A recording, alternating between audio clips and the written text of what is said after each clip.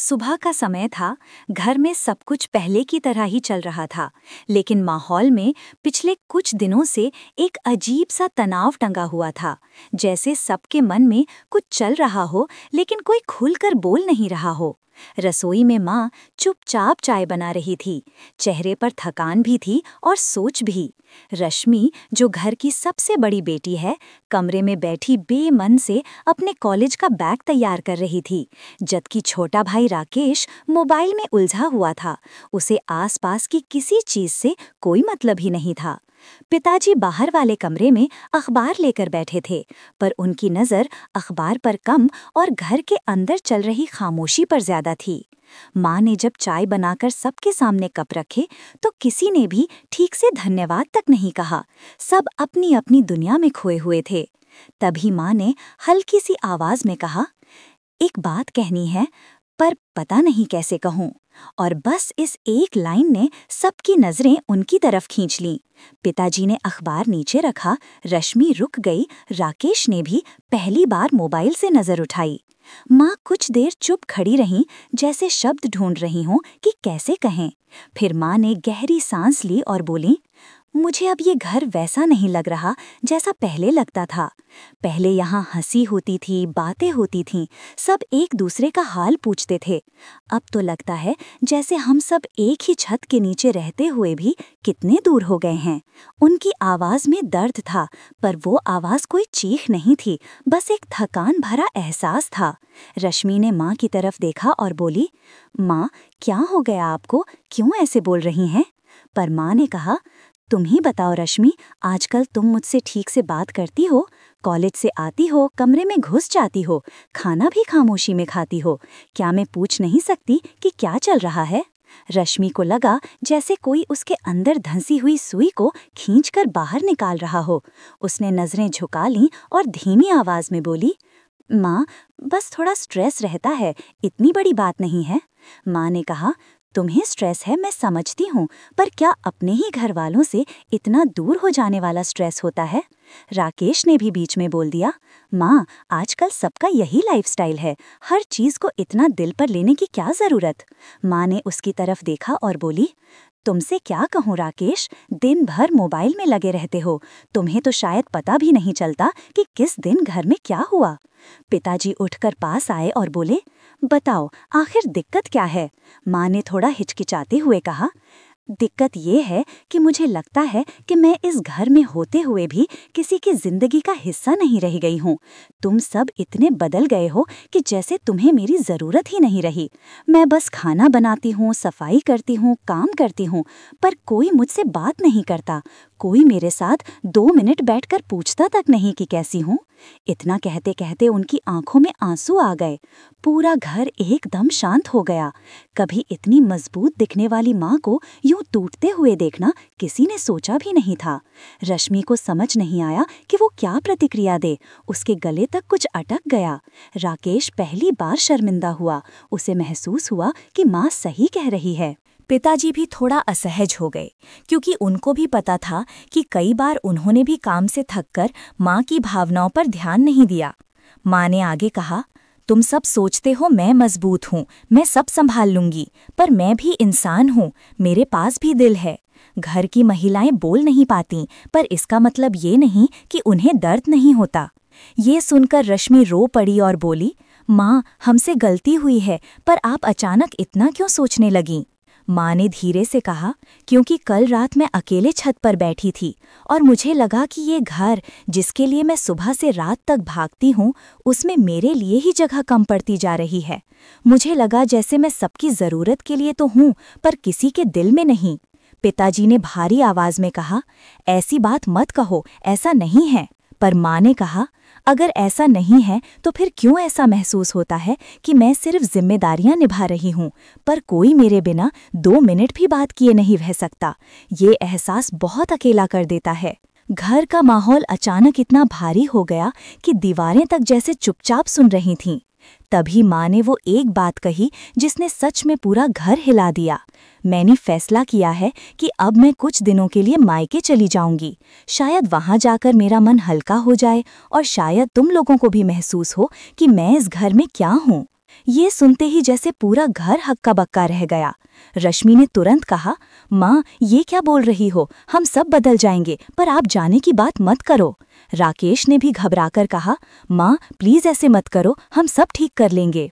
पिताजी भी थोड़ा विचलित हुए और बोले, देखो ऐसी बातें घर तोड़ देती हैं, सोच समझ कर बोलो। पर माँ इस बार अपनी जगह पर अड़िग लग रही थीं। उनकी आंखों में जो दर्द था वो किसी भी तर्क से नहीं हट सकता था। माँ की बात सुनकर जैसे घर की हवा तक भारी हो गई थी। रश्मि, राकेश और पिताजी तीनों एक दूसरे का चेहरा देख रहे थे, लेकिन किसी के पास कोई जवाब नहीं था। बस दिमाग में वही बात घूम रही थी कि माँ सच में मायके जाने का सोच रही हैं, और शायद इस बार वो सिर्फ कह नहीं रही बल्कि सच में करने का मन बना चुकी हैं। रश्मि ने माँ के हाथ पकड़ लिए और बोली, माँ प्लीज आप ऐसे कैसे चली जाओगी, घर आपका है, आप ही तो इसे चला रही हैं, अगर आप नहीं रहीं तो ये घर घर जैसा लगेगा ही नहीं। पर माँ ने हल्के से हाथ छुड़ाकर कहा, रश्मि बात घर चलाने या खाना बनाने की नहीं है, बात दिल की है। मैं थक गई हूँ ये महसूस करते करते कि मैं इस घर में बस एक सहूलियत बनकर रह गई हूँ। तुम सबको लगता है कि माँ है ना, सब संभाल लेगी, पर क्या किसी ने सोचा कि मुझे कौन संभालेगा। राकेश को अचानक याद आया कि कितनी बार उसने माँ को टोक दिया था, कितनी बार माँ कुछ पूछती थी और वो हाँ हाँ ठीक है बोलकर फिर मोबाइल में घुस जाता था। उसे लगा जैसे वही सबसे ज्यादा दोषी है। वो धीरे से बोला, माँ मुझसे बहुत गलती हुई है, सच में मैं अपनी ही दुनिया में खोया रहा, पर आप जाने की बात मत करो, मैं सच में बदल जाऊंगा। माँ ने उसकी तरफ देखा, आंखों में नरमी तो थी पर दर्द अभी भी था। उन्होंने कहा, बदलने की बातें हम सालों से सुन रहे हैं राकेश, पर असल में होता क्या है, एक दो दिन सब ठीक रहता है और फिर वही पुराना माहौल। घर प्यार से चलता है, सिर्फ जिम्मेदारियों से नहीं। पिताजी ने पहली बार थोड़े नरम लहजे में कहा, देखो तुम जो कह रही हो वो गलत नहीं है, शायद हमसे भी कई बार चूक हुई है, पर इससे घर छोड़कर जाने की जरूरत नहीं है। माँ ने उनकी तरफ देखा, उस नज़र में शिकायत भी थी और लंबा जमा हुआ दर्द भी। वो बोली, आपको तो लगता है मैं ओवर रिएक्ट कर रही हूँ, लेकिन क्या आपने कभी महसूस किया कि मैं कितनी देर तक अकेली बैठी रहती हूँ? कितनी बार मेरी तबीयत खराब हुई और आपने पूछा भी नहीं को डॉक्टर को दिखा दूँ। आपको काम की फिक्र है, हम सबकी ज़रूरतों की फिक्र है, पर मेरी क्या? पिताजी को जैसे कोई चुभन सी महसूस हुई। उन्होंने सोचा भी नहीं था कि माँ इतनी अंदर से टूट चुकी हैं। रश्मि ने आगे बढ़कर कहा, माँ आप जिस दिन छत पर अकेली बैठी थीं, मैं सच में महसूस नहीं कर पाई कि आप क्या झेल रही होंगी। मुझे लगा आप बस हवा खा रही होंगी, पर मैं ये नहीं समझ पाई कि आप रो भी रही होंगी। हम सब बेवकूफ़ थे माँ, पर अब हम समझ रहे हैं। आप हमें एक मौका दे दो, बस एक। माँ की आंखें भर आईं, पर वो अपनी जगह पर ठहरी रहीं। उन्होंने कहा, मैं तुम सबसे प्यार करती हूँ, ये घर मेरा है, तुम सब मेरे बच्चे हो, पर कभी कभी इंसान को थोड़ा दूर जाकर अपने मन के बोझ को हल्का करना पड़ता है। मैं 2-4 दिन के लिए जाऊंगी, कोई बड़ी बात नहीं है। पर घर वालों के लिए ये बहुत बड़ी बात थी। राकेश ने घबराकर कहा, माँ मैं आपकी पैकिंग भी नहीं होने दूंगा, मैं आपकी मायके वाली मामी को कॉल कर दूंगा कि आपको मत रखना। माँ पहली बार हल्का सा मुस्कुरा दी और बोली, तुम ऐसे नहीं कर सकते राकेश, और वैसे भी ये फैसला मैंने सोच समझ कर लिया है। तभी पिताजी अचानक उठकर कमरे में टहलने लगे, जैसे दिमाग में कोई भारी लड़ाई चल रही हो। कुछ देर बाद वो रुके और गंभीर आवाज में बोले, अगर तुम जाओगी तो घर की हालत और बिगड़ जाएगी। बच्चे डर गए हैं, मैं भी परेशान हूँ।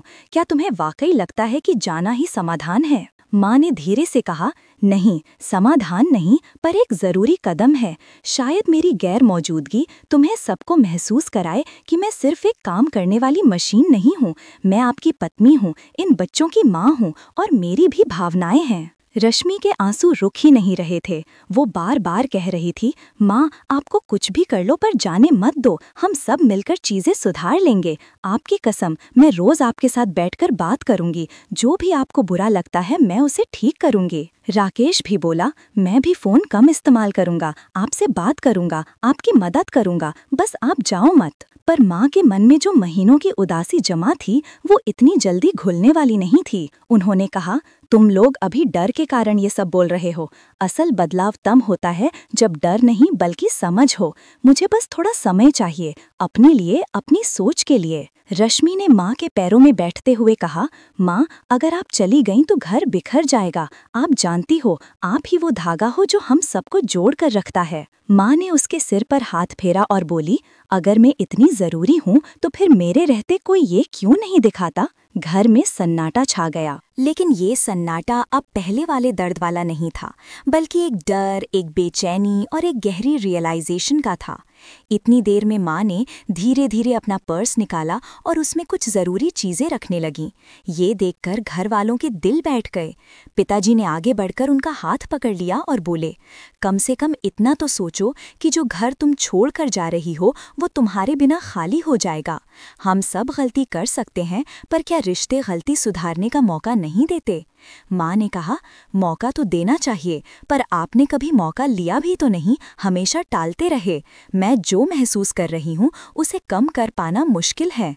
तभी अचानक रश्मि ने कहा, माँ, अगर आप जाना चाहती हैं तो जाइए, पर क्या मैं भी चल सकती हूँ? मैं भी थोड़ी देर आपके साथ रहना चाहती हूँ।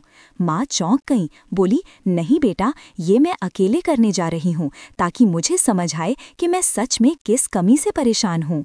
ये सुनकर रश्मि फिर रो पड़ी। पिताजी ने माँ को समझाने की बहुत कोशिश की, पर माँ ने बस इतना कहा, मैं जा तो रही हूँ, पर हमेशा के लिए नहीं। शायद ये कुछ दिन हम सबके लिए अच्छे साबित हों। तभी माँ ने एक ऐसा वाक्य कहा जिसने पूरे घर को अंदर तक हिला दिया, अगर मैं आज नहीं गई तो शायद पूरी जिंदगी खुद को खो दूंगी। माँ के ये शब्द, अगर मैं आज नहीं गई तो शायद पूरी जिंदगी खुद को खो दूंगी, सुनकर जैसे घर की दीवारें भी कांप गईं। रश्मि और राकेश दोनों वहीं खड़े रह गए। उनके चेहरे ऐसे थे जैसे किसी ने अचानक उनके पैरों के नीचे से जमीन ही खींच ली हो। पिताजी भी कुछ बोल नहीं पाए, बस गहरी सांस लेते हुए माँ की तरफ देखते रहे, जैसे उन्हें पहली बार एहसास हुआ हो कि वो अपनी पत्नी को इंसान की बजाय सिर्फ एक जिम्मेदारी समझकर बैठे थे। माँ ने अपना दुपट्टा उठाया और धीरे से कंधे पर रखा। आंखों में दृढ़ता थी, लेकिन पूरे शरीर में एक थकान भी नजर आ रही थी, जैसे वो ये फैसला लेने से पहले कई रातें रो रो कर गुजारी हूँ। उन्होंने कहा, मैं बस 2-4 दिनों के लिए जा रही हूँ, कोई बड़ी बात नहीं है, तुम सब चिंता मत करना। लेकिन उनके कहने और घर वालों के सुनने के बीच जमीन आसमान का फर्क था। रश्मि माँ का हाथ पकड़कर बोली, माँ, आप ऐसे अकेले कैसे जाएंगी? मैं चलती हूँ आपके साथ। पर माँ ने उसका हाथ दबाते हुए कहा, नहीं बेटा, ये सफ़र मुझे अकेले करना है। राकेश ने अपनी आवाज़ में बचपन की लाचारी मिलाकर कहा, माँ, अगर आप चली जाएंगी तो मैं रात को कैसे सोऊंगा? आप हमेशा मेरे कमरे में आती थीं, पूछती थीं खाना खाया या नहीं, कौन करेगा ये सब? माँ की आंखें पिघल गईं, लेकिन उनका फैसला नहीं। उन्होंने कहा, राकेश, कभी कभी इंसान को खुद को समझने के लिए दूर जाना पड़ता है। तुम दोनों इतने बड़े हो गए हो कि अब मुझ पर पहले जैसा भरोसा नहीं करते, पर तुम बच्चे हो। मैं जानती थी कि एक दिन ये होगा, पर मैं ये नहीं जानती थी कि मैं खुद इतना अकेला महसूस करूंगी। पिताजी आगे आए और कोमल आवाज में बोले, अगर तुम जाना चाहती हो तो ठीक है, मैं रोकूंगा नहीं, पर कम से कम इतना तो बता दो कि तुम्हें किस बात से सबसे ज्यादा तकलीफ हुई। मैं कोशिश करूंगा उसे समझने की। माँ ने उनकी तरफ देखा जैसे उन्होंने पहली बार कोई सच्ची बात पूछी हो। बोली, सबसे ज़्यादा तकलीफ इस बात से हुई कि इतने साल एक घर को संभालने के बाद भी मुझे ऐसा महसूस हुआ कि मेरी भावनाओं की कोई कीमत नहीं है। मैं सिर्फ खामोशी से समझने वाली और मुस्कुराकर सब झेलने वाली इंसान नहीं हूँ। पिताजी ने सिर झुका लिया। शायद उनको भी एहसास हो गया था कि उन्होंने कई बार माँ की परेशानी को सिर्फ मूड खराब समझकर नज़रअंदाज कर दिया। तभी अचानक रश्मि ने कहा, माँ, एक बात बताओ, अगर आप मायके जा भी गईं तो क्या वहाँ आपको वो मिलेगा जो यहाँ नहीं मिल रहा? माँ ने हल्के से मुस्कुराते हुए कहा, नहीं रश्मि, वहाँ कुछ नया नहीं मिलेगा, पर शायद वहाँ जाकर मैं खुद को सुन सकूंगी। यहाँ तो मैं इतने शोर में घिरी रहती हूँ कि अपने दिल की आवाज़ तक नहीं सुन पाती। ये सुनकर घर वालों ने पहली बार समझा कि शोर सिर्फ आवाज़ों से नहीं बनता, कभी कभी उम्मीदों, शिकायतों, गलत फहमियों और मजबूरियों का भी शोर होता है, जो इंसान को अंदर से तोड़ देता है। माँ ने पर्स बंद किया, कमरे से बाहर निकली और दहलीज के पास आकर रुक गईं, जैसे वो खुद भी आखिरी बार सोच रही हों कि जाना सही है या नहीं। उन्होंने पीछे मुड़कर देखा। रश्मि रो रही थी। राकेश के चेहरे पर अपराध बोध था और पिताजी बेचैन खड़े थे। तीनों के चेहरे देखकर माँ की आंखें फिर भर आईं, पर उन्होंने खुद को मजबूत किया और कहा, मैं बस 2-4 दिन की बात कह रही हूँ, ऐसा नहीं कि हमेशा के लिए जा रही हूँ। बस थोड़ा मन हल्का करूंगी और वापस आ जाऊंगी। इतना कहकर उन्होंने चप्पल पहनी, दरवाजा खोला और बाहर की ओर कदम बढ़ाया। तभी राकेश भागता हुआ आया और माँ के पैर पकड़कर बोला, माँ, अगर आप चली गईं तो मैं अपनी गलती को कैसे सुधारूंगा? जब आप सामने होंगी ही नहीं तो मैं किससे माफी मांगूंगा? माँ के होंठ कांपे। उन्होंने उसका सिर उठाकर कहा, माफी मांगना सीखना है तो मेरे जाने के बाद की खामोशी सुनना, वही तुम्हें सिखाएगी। पिताजी धीरे से बोले, तुम्हें पता भी है तुम्हारे जाने से कितना खालीपन होगा? माँ ने कहा, हाँ, लेकिन कभी कभी खालीपन ही इंसान को ये महसूस कराता है कि कौन कितना जरूरी है। ये कहकर माँ ने धीरे से अपना हाथ छुड़ाया और बाहर निकल गईं। जैसे ही वो गेट से बाहर निकली, घर के अंदर एक भारी सा सन्नाटा छा गया। वो सन्नाटा जिसे कोई भी तोड़ना नहीं चाहता था, क्योंकि सबको डर था कि उसकी जगह आंसू भर जाएंगे। रश्मि एक कोने में बैठकर रोने लगी। राकेश सोफे पर सिर पकड़कर बैठ गया और पिताजी गहरी सांस लेते हुए बोले, हमने कभी सोचा ही नहीं था कि एक दिन ऐसा भी आएगा, पर अब समझ आ रहा है कि हम सबने माँ को कितना हल्के में लिया। रश्मि सुबकते हुए बोली, पापा, हमें कुछ करना होगा, माँ को ऐसे अकेले नहीं रहने देना चाहिए, हमें बदलना होगा सच में। राकेश ने भी कहा, हाँ, मैं कसम खाता हूँ, अब से मोबाइल पर कम समय दूंगा और माँ के साथ ज्यादा। पिताजी बोले, बात सिर्फ मोबाइल की नहीं है राकेश, बात है दिल से साथ होने की, जो हम सबने नहीं दिया। तीनों कुछ देर चुप रहे। घर बिल्कुल सूना लग रहा था। दूसरी तरफ माँ सड़क पर चलते हुए खुद भी रो रही थीं, पर उस रोने में गुस्सा नहीं था, बस एक दर्द था जिसे वो सालों से दबाती आ रही थीं। उन्होंने सोचा शायद ये कुछ दिन उन्हें राहत देंगे, लेकिन घर की छाया उनके पीछे पीछे चल रही थी, जैसे हर कदम पर पूछ रही हो, क्या सच में दूर जाना जरूरी था? उधर घर में अचानक पिताजी बोले, बस, हम अपनी माँ को टूटकर नहीं जीने देंगे। उन्होंने तुरंत अपना फोन उठाया, टैक्सी बुलाया और कहा, चलो मेरे साथ, हम माँ को वापस लेकर आएंगे, पर मजबूरी से नहीं, प्यार से। राकेश और रश्मि तुरंत उठ गए। उनके चेहरों पर डर की जगह अब एक दृढ़ता आ चुकी थी।